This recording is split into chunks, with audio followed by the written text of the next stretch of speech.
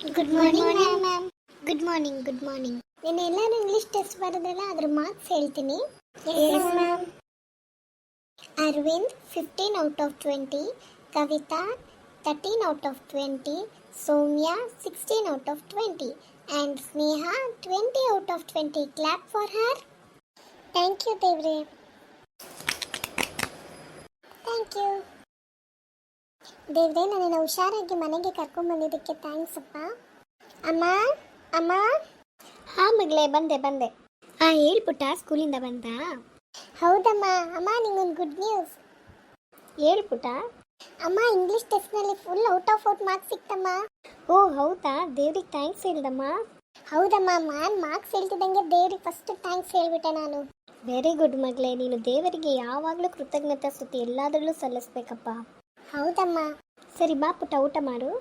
ದೇವ್ರೆ, ಈ ಊಟ ಕೊಟ್ಟಿದ್ದಕ್ಕೆ ಥ್ಯಾಂಕ್ಸ್ ಅಪ್ಪ. ಅಮ್ಮ ಚೆನ್ನಾಗಿದೆ. ತಿನ್ನಮ್ಮ. ದೇವ್ರೆ, ನಾನೀಗ ಓದೋದಕ್ಕೆ ಕೂತ್ಕೋತಾ ಇದ್ದೀನಿ. ನನಗೆ ಬೇಕಾಗಿರೋ ಜ್ಞಾನ ಕೊಡಿಯಪ್ಪ. ನಾಳೆ ಇರುವಂಥ ಟೆಸ್ಟ್ನಲ್ಲಿ ಒಳ್ಳೆ ಮಾರ್ಕ್ಸ್ ತೆಗಿಬೇಕಪ್ಪ, ಸಹಾಯ ಮಾಡಿಯಪ್ಪ. ಊಟ ಓದ್ಕೊಂಡಿದ್ದಾಯ್ತಮ್ಮ. ಆಗಿದ್ರೆ ಬಂದು ಊಟ ಮಾಡಿ ಮಲ್ಕೊಳಪ್ಪ. ಓಕೆ ಅಮ್ಮ. ದೇವ್ರೆ, ಇವತ್ತು ಬೆಳಿಗ್ಗೆಯಿಂದ ಇಲ್ಲಿಯವರೆಗೂ ಕಾದು ಕಾಪಾಡಿ ರಕ್ಷಿಸಿದ್ದೀರಪ್ಪ. ಓದುವಾಗಲೂ ಬರೆಯುವಾಗಲೂ ಜೊತೆ ಇದ್ದೀರಪ್ಪ. ಈ ರಾತ್ರಿನೂ ನನ್ನನ್ನು ಕಾದು ಕಾಪಾಡಿ ರಕ್ಷಿಸಪ್ಪ. ಮಕ್ಕಳೇ, are you ready? Your time starts now. ದೇವ್ರೆ, ನಾನು ಓದಿರೋದೆಲ್ಲ ನನ್ನ ನೆನಪಿಗೆ ಕೊಟ್ಟು ನಾನು ಚೆನ್ನಾಗಿ ಬರೆಯುವಂತೆ ಸಹಾಯ ಮಾಡಪ್ಪ.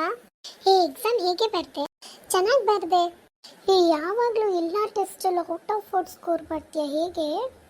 ಅದಾ, 1 ಥೆಸಲೋನಿಕದವರಿಗೆ 5ನೇ ಅಧ್ಯಾಯ 17ನೇ ವಾಕ್ಯ ಮತ್ತು 18ನೇ ವಾಕ್ಯದ ಪ್ರಕಾರ ಯಾವಾಗಲೂ ಸಂತೋಷಿಸಿ, ಎಡೆಬಿಡದೆ ಪ್ರಾರ್ಥನೆ ಮಾಡಿರಿ, ಎಲ್ಲದರಲ್ಲಿಯೂ ಕೃತಜ್ಞತಾ ಸ್ತುತಿ ಮಾಡಿರಿ ಅಂತ ಇದೆಯಲ್ಲ, ಆ ವಾಕ್ಯದ ಪ್ರಕಾರವಾಗಿ ನಾನು ಪ್ರತಿಯೊಂದೊಂದು ಸ್ಥಿತಿಯಲ್ಲೂ ಎಲ್ಲ ಸಮಯದಲ್ಲೂ ಪ್ರಾರ್ಥನೆ ಮಾಡ್ತೀನಿ ಮತ್ತು ನಾನು ಎಲ್ಲ ವಿಷಯದಲ್ಲೂ ದೇವರಿಗೆ ಕೃತಜ್ಞತಾ ಸ್ತುತಿ ಸಲ್ಲಿಸ್ತೀನಿ.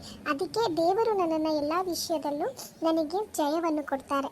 ನೀವು ಇನ್ನು ಮುಂದೆ ಒಳ್ಳೆ ಮಾರ್ಕ್ಸ್ನ ತಗೋಬೇಕು, ಚೆನ್ನಾಗಿ ಓದಬೇಕು, ಎಲ್ಲ ವಿಷಯದಲ್ಲೂ ನೀವು ಜಯ ಹೊಂದ್ಕೋಬೇಕಂದ್ರೆ ಈ ವಾಕ್ಯದ ಪ್ರಕಾರವಾಗಿ ನಡೆಯಿರಿ. ಓಕೆ.